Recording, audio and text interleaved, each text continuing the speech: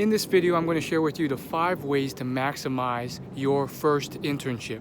I have a lot of young students, young professionals watching these videos, and of course, they're going to have their first job, their first internship.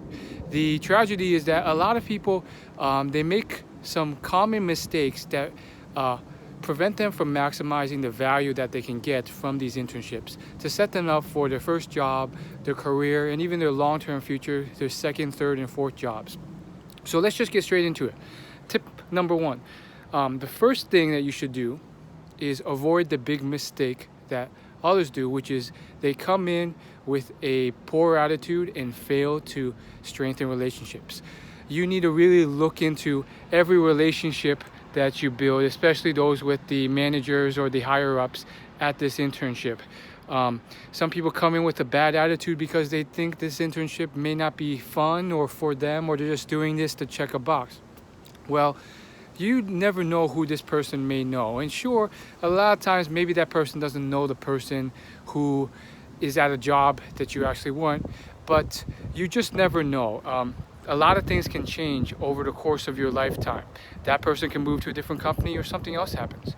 So the first step is to really just make sure to be friendly, warm, and really make sure your managers, everyone you report to, everyone you meet, you try and form those strong relationships. Now, you're not going to click with every single person, but a lot of people, if you put that extra effort out there, they're going to remember you, they're going to like you, and you never know where that leads.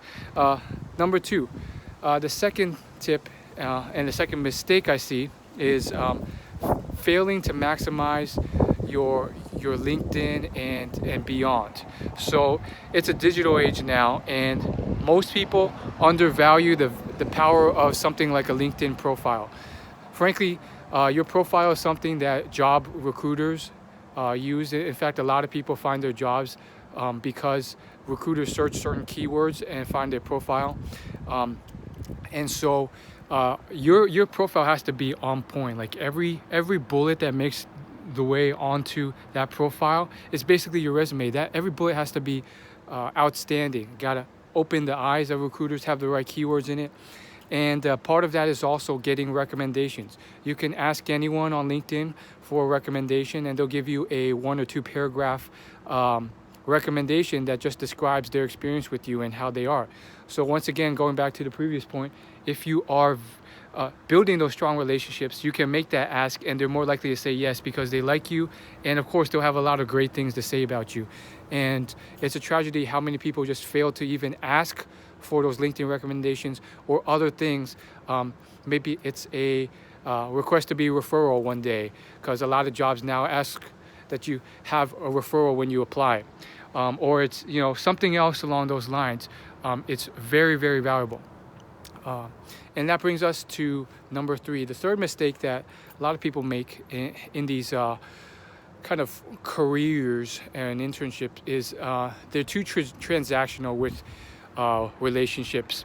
Now, I've front-loaded and said a lot of things that you can get out of relationships and internships, but that's really just to draw you in, because that's what people salivate over. That's what they care about. That's the benefit. And yes, you can get those things, but the best benefits and the best relationships, and just in terms of being a good person, comes from not just talking to someone when you need something from them.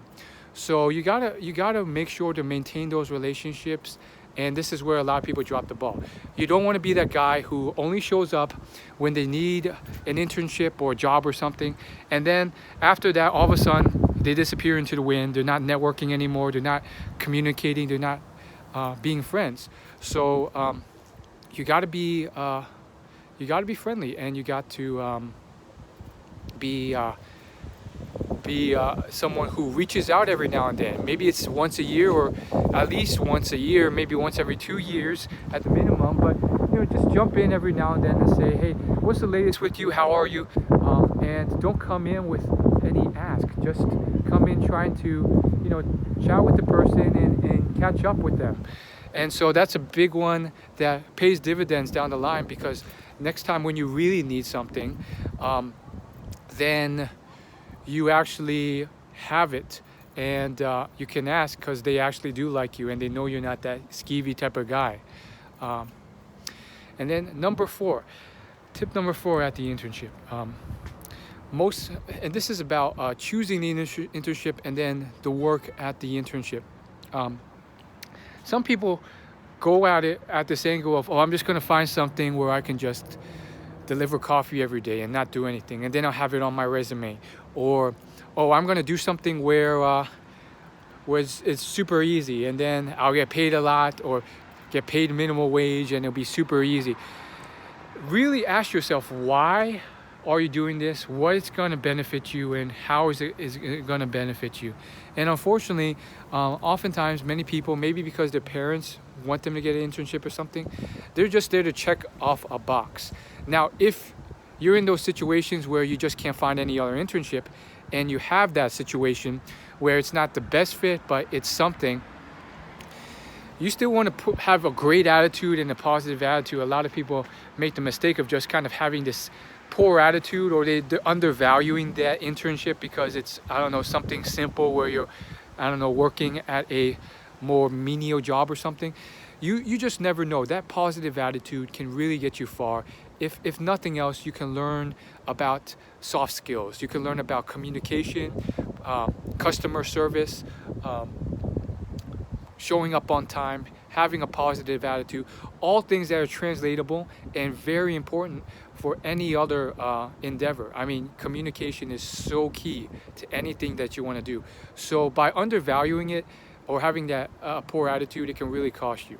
But, you know, if you have the luxury of choosing something and you have that time, really put some thought into it. Don't just choose something to check something off the box or something with the least amount of work that you want to put in. You got to start thinking longer term, or, you know, you're going to regret it later on when you realize that you didn't learn much from that internship, when you could have chose or researched and found something that had a lot more benefit and growth and learning.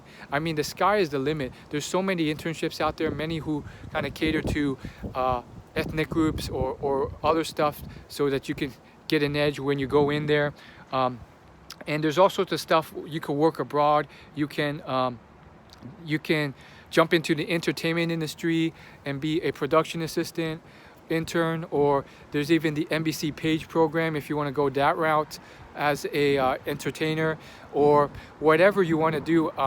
You really got to open yourself up to the possibility. And I think that's one thing I regretted. I definitely slacked off in that time because I just didn't know what to do, and I just never considered some of those things because I just thought it was impossible, or I didn't even consider the entertainment industry or studying abroad, but I should have.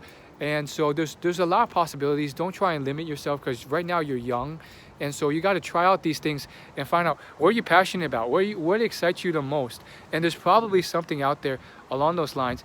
And if you don't apply, if you don't try, your chances are already zero. So might as well at least give it a shot and try. So that's number 4. What's the 5th and final tip/mistake that I see a lot of people make in their first internship or job? I think